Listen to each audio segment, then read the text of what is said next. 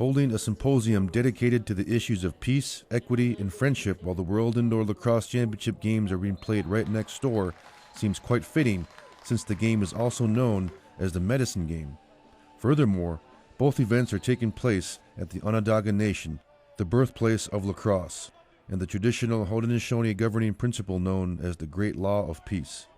This conference revisits what is known as the basic call to consciousness. When we were planning this conference, we were trying to come up with a theme. So I suggested revisiting the basic call to consciousness. It was a book that came out, I think, in 1978. So I thought, well, let's revisit that. Let's see what it was about. And let's talk about our new consciousness as a result of what's happened over the last 30 years or so. So for me, coming to a cultural consciousness, a political consciousness, is very important to be able to comprehend the meaning of things like the wampum belts or treaties or anything. Rick took part in a group presentation that addressed what has been achieved since the first basic call to consciousness and what still needs to be done to ensure that peace, equity, and friendship endure for many generations to come. To get this point across, he discussed the importance of the wampum belts.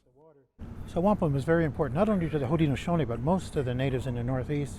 It was used by the Dutch, the French, and the English to make agreements with their people. And the wampum belts are made from clamshells, and they're generally purple and white color. This one here is probably the most interesting because it's probably the first treaty made between the native people. They call it the dish with one spoon. The dark figure represents a dish, and in the middle of the dish is a beaver tail. We're all supposed to share a meal from that same dish.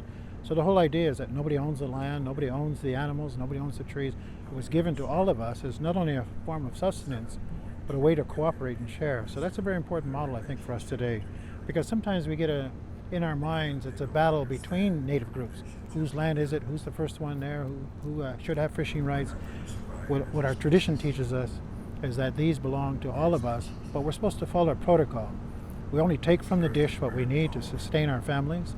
You always leave something in the dish for other people, and then you keep the dish clean. You don't want to be getting your food from a dirty place. So the dish with one spoon wampum is very important to our people because it's our environmental ethic.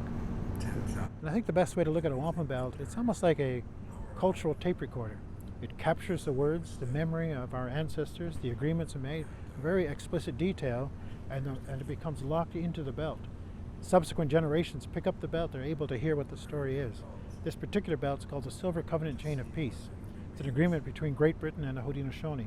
On this side over here, the purple figure would represent the crown, that time the king, today the queen. This figure represents our leaders on this side.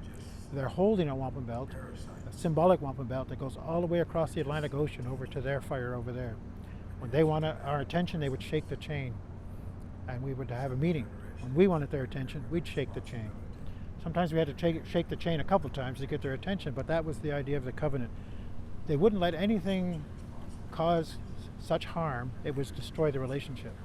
So in order to maintain it, they called it polishing the chain, making it bright again, like silver when you shine it. That means removing all causes of harm, all potential dangers, so that our people can live in peace on both sides. So it's a very important historic document. This goes to the founding of North America. We made a covenant chain with the French, with the Dutch, with the English, with the Americans. So it's a very important political document as well.